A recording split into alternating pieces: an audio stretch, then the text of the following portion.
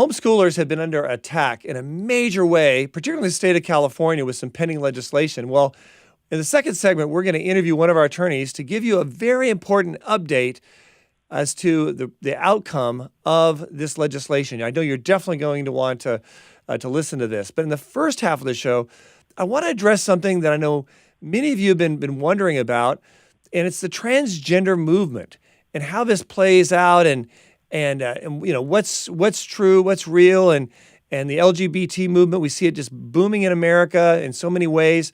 Well, a gentleman wrote a book, Dr. Ryan T. Anderson, who has a PhD, and I guess it's public policy, and he's very bright. Well, he wrote a fantastic book that really brings it together. And I want to talk to him about this issue from a layman's perspective, so that we can really assess exactly what is truth and what is deception, because there's a lot of deception out there. Thank you, Dr. Ryan T. Anderson, for joining us on the program. Great. Thanks for having me. Now, what's the name of the book that you wrote? Sure. It's titled When Harry Became Sally, Responding to the Transgender Moment. What it really does is it explores all the various aspects of the moment that we're living in, where these radical claims about human identity are being made, particularly with respect to transgender identities, and how to make sense of all of this. What's true, what's false, what does the science say, what does the philosophy say, what does the medicine say, and how we can respond in a loving and compassionate way. Excellent. I love that last part, because that's so important as far as not just knowing the truth, but how do we convey it and respond with the truth. Now let's talk about some of the falsities and misinformation out there. What is like, for example, is it true that transgenderism is partially environmental, partially genetic, and there is is that a true statement or a false statement? Sure. Well, I mean, a lot depends on what you mean by transgenderism. If you mean something like gender dysphoria, yes. The reasons why people might feel uncomfortable in their own bodies, then yes, that appears to be a mixture of biological, predispositional factors, environmental factors, experiential factors, which is simply to say it's much like all of human life. Almost everything that we experience in life is going to be a mixture of our biology, our environment, our experiences, our upbringing. That all goes into the mix, and it appears that that's the case for people who experience gender dysphoria, or a disconnect between their biological sex and their gender identity. Okay, let me just get something really clear, though, here. Is there anything, a DNA, in terms of DNA, a gene, that predisposes someone to feel like they're the opposite gender of what they really are? Well, it's not that simple. It's not so much that there would be a specific gene that might predispose someone to experiencing kind of feelings of the opposite sex. But it might be a constellation of factors. So one thing that they've identified in children is that boys who tend to have lower activity levels than other boys are more likely to be picked on. As a result of that, more likely to be picked on, they're more likely not to feel like boys, right? So if you're a boy who's not as large and rambunctious and outgoing as the other boys in your class, if the boys in your class start picking on you and calling you a sissy and a wuss and all the rest, that might then lead you to develop feelings of which you're not really a boy. I wouldn't want to write off all of the biological component here as the result of environmental responses to our biology. But none of this says that this actually means that boy is a girl. Right? I mean, so that's why I really want to separate the transgenderism, whatever that is, but the claims that people are the opposite sex, from long experienced phenomenon of people feeling discomfort in their own body. People can feel discomfort in their own body for a variety of reasons, one of which can be discomfort at the sex identity of their bodies. That would be gender dysphoria. But there are other types of body dysphorias, and very rarely have we ever thought that meant that someone was something other than their body. People who struggle with anorexia, for example, we don't say that high school girl is actually obese.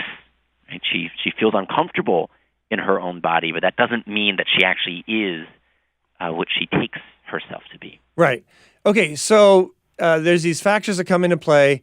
Say a parent has a son or daughter, say in the sixth grade, seventh grade, and that child says, say he's a boy, and he says, I feel like I'm a girl, and the schools often respond by saying, "Oh, then that's who you are, and we're going to affirm you." How should a parent respond? Should they say, "Oh, okay, that's just who you are, and that's the way it's going to be. There's no possibility of changing that dysphoria or remedying that dysphoria"? Unfortunately, that's what we're now seeing, is that some gender experts are telling parents, they're telling students that if they feel uncomfortable in their own bodies, that's a sign that they actually are the opposite sex, and that the appropriate therapeutic response is to place a child on puberty-blocking drugs, to give a child a new name, a new pronoun, a new wardrobe, right? To place a boy on estrogen, to place a girl on testosterone in the case of high school boys and high school girls. Okay, but if that's what the experts are suggesting, then why should people think differently? Well, because they don't have any actual science to back this up. It's largely driven by ideology. Normally, 80 to 95% of young people who do struggle with a gender identity conflict will naturally grow out of it if their development isn't interfered with. Okay, so that's a major thing you just said there, Ryan. I want you to explain that again. You said 85% will naturally grow out of it on their own if they just don't, if as long as they're not encouraged to, I guess, like use the opposite sex bathroom or change how they dress and wear makeup or whatever. That's a pretty huge statistic. Right, and it comes right out of the DSM, the Diagnostic and Statistical Manual, which is the APA, the American Psychiatric Association's kind of like their Bible for psychiatric conditions, and it reports that 80 to 95% of young people that have gender dysphoria or other gender identity conflicts will naturally resolve them if their development is allowed to continue. But we're now doing radical things to young people, right, and we don't have any long-term studies on the long-term consequences. Right. So you see this as something serious that parents should not just, if a child's moving through puberty into adolescence, they shouldn't just say, well, this is just maybe what my child is supposed to be. This dysphoria may be good for my child. That's never your recommendation, correct? Right. You should never actually encourage your child to believe something that's false. Right. You shouldn't encourage your child to live right. In a way that doesn't accord with the truth of who they are. Right. But that doesn't mean any signs of gender dysphoria need to be kind of taken as an indication that professional intervention is necessary. Sometimes a boy is just experimenting, putting on a dress, and you can just let the child continue developing. You don't right. have to kind of overreact to the right. situation. And I can see some parents overreacting, and which could be counterproductive.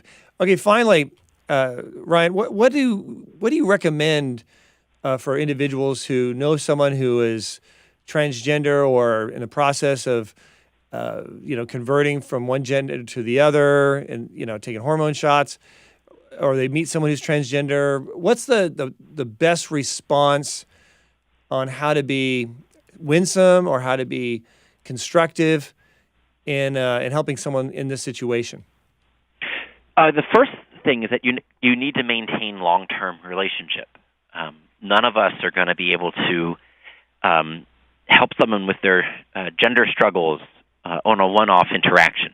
On the first time meeting someone, we're not going to be able to address all of this individual's needs. And so right. we need to be friends for the long haul. Right. We have to be in their lives for the long haul, which means we need to develop friendships around the things that we agree about, not just an area of disagreement. Right. Okay. Further than that, you don't want to do anything to encourage the person into thinking that you think that they're the opposite sex. So you don't want to be suggesting to them that they actually are a woman trapped in a man's body and therefore they should be taking estrogen or right. having surgery. But you also don't want to do anything to stigmatize or to attack them or to belittle them or to make right. them feel that you don't respect and love them. And so what I would suggest here is that you want to at some point have that conversation about why you think transitioning isn't in their best interests. But just like other areas where we disagree with our family or our friends, we don't have to relitigate that disagreement every time we see them. Right. And how to properly titrate that, how to properly know, when to bring it up and how to bring it up. That's a question for prudence, and it's going to look different in every situation. But the general principles are maintain long-term relationship. Don't do anything to encourage someone in a destructive path, and then know how and when to encourage them in a constructive direction. Right. Now, do you talk about that in your book? Oh, yeah. This is all in the book. Okay, that's great. Your book, once again, what's it titled, and where can people get a copy? Sure. It's titled When Harry Became Sally, Responding to the Transgender Moment, and you can get it at Amazon, at Barnes & Noble, wherever books are sold. Real quick, what are some of the lies that are being spread from the LGBTQ movement regarding transgenders?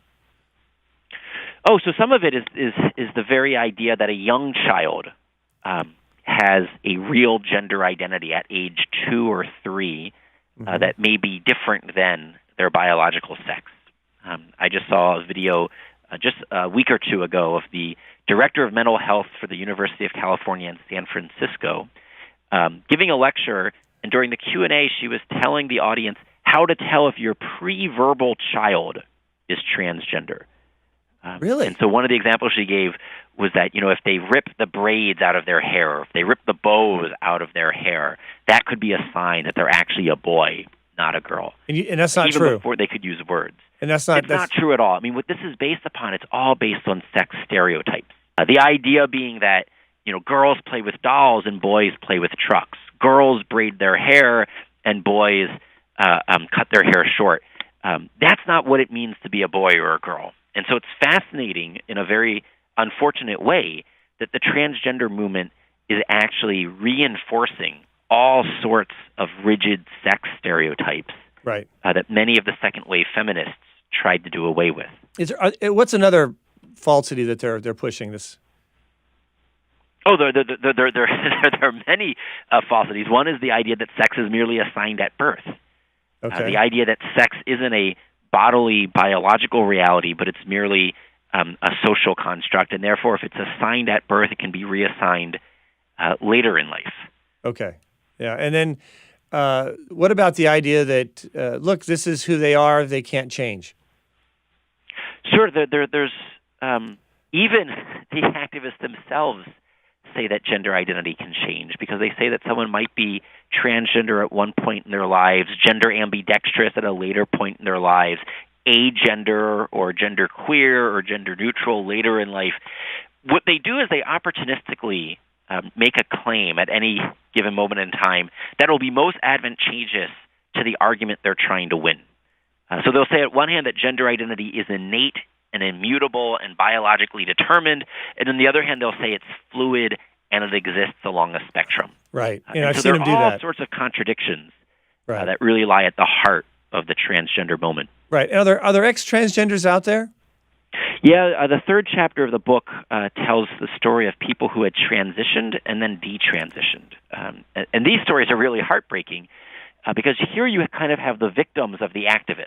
Right. People who were told by the, quote, gender experts that their sex was misassigned at birth, that they should take testosterone, they should have a double mastectomy, and then 5 years later they're no happier than they were when they started. And then they try to detransition. And of course, after removing certain body parts, after taking certain hormones, some of these changes aren't completely reversible. Right. And they live with that, those scars, with those that damage to their body for the rest of their lives. Right. And I think the overall picture is whether someone is a transgender or ex-transgender, wherever they are, the Christian worldview philosophy is to love, to connect, and to reach out to them in a positive way, in a relationship way that takes time and takes people right where they are, the same way God takes each of us right where we are. So I think it's a great book. Real quick, once again, the title of the book is When Harry Became Sally, Responding to the Transgender Moment. Right. And to get a copy, they can just go to Amazon or go to a bookstore and It's a very high-selling book now, and I'm sure people should have no difficulty picking one up. So thank you so much for being on the show, Ryan T. Anderson, and I appreciate you and your expertise, and I think your book is going to be very enlightening to a lot of people. So thanks for the good work. Great. Thank you. Take care. Bye-bye. Bye-bye.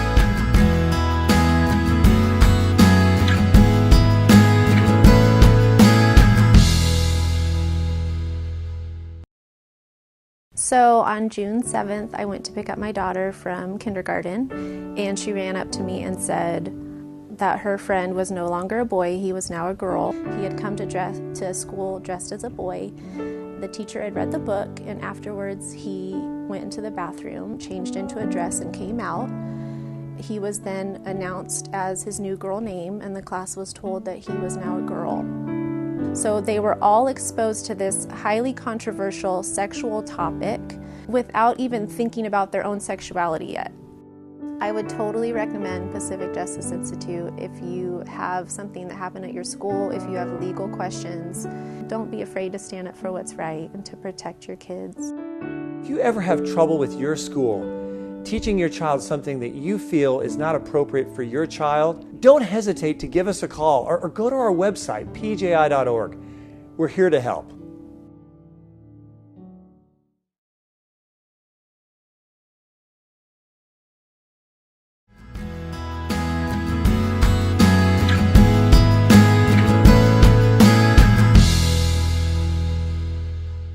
Now, we have with us on the line one of our attorneys, actually in Sacramento, Matt McReynolds, to talk about this recent assault on homeschooling through legislation in the state of California. There's a couple of bills that were a major threat to the rights of parents to homeschool their kids. Thank you for being on the program, Matt. I appreciate it. Thanks, Brad. So, Matt, let's go through these bills. And I know we have some real important news as to their outcome towards the end of the segment, but I want people to understand why this was so important, why this was so egregious, and why so many homeschoolers got involved in opposing it. I know one bill was dealing with forming a committee to investigate possible new restrictions on homeschoolers. Let's talk about that. What are some of those restrictions that this legislation would have imposed against homeschooling families?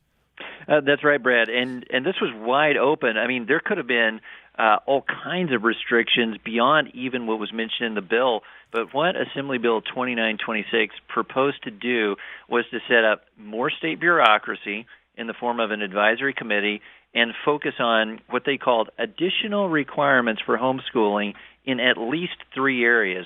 Those three areas being credentialing or certification of parents to teach their kids, for health and safety inspections of homes where homeschoolers were, and content curriculum standards for homeschool families. All of the reasons, basically, why families have pulled out of public education in large numbers in the first place. Right. Now, let's start with the credentialing requirements. I mean, overwhelming majority of homeschooling families are not credentialed teachers, right? I mean, so that would have just eliminated massive number of homeschoolers right from the get-go. Oh, sure. That is exactly what is the thought behind this, Brad. It's to severely curtail and limit the basic right of parents to homeschool. Yeah, and as I understand, there's roughly 200,000 homeschooling families in the state of California. I've heard different estimates. So that'd be a lot of kids being forced back into public schools that really go against what parents believe is best for their children. Also, this health and safety requirement regulations. What are we talking about there? Are we talking about them actually going into the private homes of homeschoolers? It sure seemed like it, Brad. And this was tied in with the other bill that we're going to talk about in a minute, which started out saying that it would have required annual fire inspections of all homeschooling families. And so it seemed like these two bills were tied into each other, were trying to achieve some of the same bad things. But yeah, this notion that all homeschooling households need to be inspected. I mean, Brad, you know this from having been part of this battle for so long. There are serious Fourth Amendment concerns Right. and protections that parents have against CPS coming into their homes. And this is a way that the state is trying to get around that and nullify those protections. So it's a pretty serious threat. That Right, this and implicit thought process is happening. and just logically, implicitly, you think about it, how basically what they're implying is that somehow homeschooling homes are more dangerous, more have a higher risk of being dangerous than homeschooling homes. I mean, it's really blatant bigotry, discrimination when you look at it and you think it through. It's like, why should they presume that homeschoolers need to have their homes examined more than a non-homeschooling family? It's clear tyranny as far as I'm concerned, and is very illogical. Now, as far as the third criteria, let's talk about that, dealing with curriculum. There are already requirements under the law that say that parents who homeschool have to teach basic different curriculum subjects and have to have an actual curriculum program, and they have to have keep track of the kids' grades and attendance. So what's this new expansion of curriculum requirements that we're talking about here? Yeah, and Brad, the scary thing is we don't know how restrictive this might have become had this been able to get further down the track, because it was so open-ended to task this advisory committee with coming up with new requirements under this broad heading of curriculum and content standards. But what we do know is that this is exactly the reason so many families have pulled out, because as our schools have moved further and further away from the basics, more and more into indoctrination, so many parents have just said, and we've seen just a wave of this in the last few years out here, we're done. We're done. We're getting away from indoctrination. We're going to get back to the basics. And so the state of California is trying to herd them back in to the very thing that they've fled. It's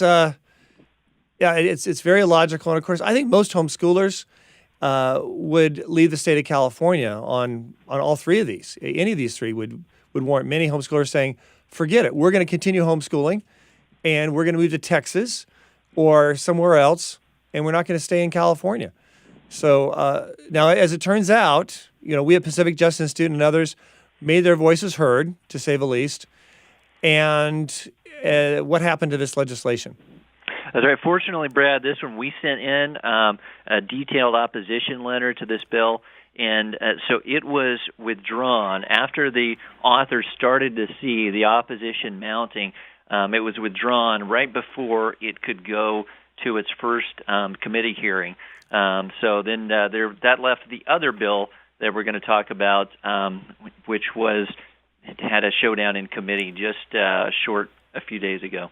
So this was a wonderful success. The voice of homeschoolers was heard loud and clear, and I want to thank those homeschoolers who, so many of you who made the phone calls, who went to Sacramento. But there was another bill that also was going to be attacking homeschoolers in a different way. Describe that bill. Yeah, and this was Assembly Bill 2756. And what this started out as was a requirement of these fire inspections that we talked about a minute ago to go into every home, every homeschooling family's home, and just basically look for things that the government could then try to harass homeschoolers about. And so fortunately, that ran into opposition early on. The firefighters' unions didn't want to do it, which didn't surprise us at all. And so it changed into something else. And it morphed into this requirement, if you can believe this, Brad, that homeschoolers' home addresses and names would be publicized by the state and available to anybody who might have ill intent toward them. Okay, wait a minute. I want to make sure people understand this. You mean to tell me that there'd be a list of all the homeschoolers, and this would be accessible to social workers, for example, who want to have a thing against homeschoolers, which many of them do. Not all of them, but many of them do. They could use this to start targeting. They could be used by other organizations and groups too. There's no limitations, Brad. It was just astonishing, and that's why so many homeschoolers' families said enough is enough, and we saw thousands of them descend on our state capitol in just an amazing show of force that we were so proud to be part of. Yeah. California is such an intolerant state, hostile, intimidating, threatening of people who don't toe the line of the radical left and those with a non-biblical Christian worldview. That's a given. We see that. We see it in the universities, the campuses, the schools. And to think that you would have a list, a hit list, basically, that could be used as, at least a list that could be used as a hit list for those who don't like homeschoolers, who want to intimidate them, threaten them, challenge them, report them to social workers and allege falsely that there's abuse and neglect. That is very, very dangerous. This was shot down as well. And once again, it was homeschoolers getting involved, making a difference that turned this around. And I remember initially it looked like both of these bills were going to pass, but they didn't. And they didn't because people got involved. And organizations like Pacific Justice Institute, I know we played a major role in ensuring that these would not go through. But it was the grassroots effort of so many homeschoolers that really deserve the accolade. I know CHIA, I know they played a large role in this, and other organizations that really united homeschoolers. So hats off to them as well. Matt, any quick takeaways that people need to have? I mean, this could happen again in the future. This could be pushed by other states. So no matter where they are in the country, they need to be aware of it. This is being pushed. This is the agenda. And we can expect this to rear its ugly head in the future, correct? Absolutely, Brad. And, I'm encouraged by what happened here. It's rare that we see these kinds of victories, but they can still happen when people of faith unite, when communities like the homeschooling communities show up in force. It really got the attention of the lawmakers here in the deep red part of the country. The deep blue part of the country, and it made a difference. And we can still make a difference when we act in concert like that. Yeah, well, fantastic. Way to go. And keep up the great work, Matt. I really appreciate you and the other members of the Pacific Justice Institute legal team. Thanks, Brad. Well, folks, there you have it. It's our God-given freedoms we're talking about. Now, let's choose to keep them. I'm Brad Dacus of the Pacific Justice Institute.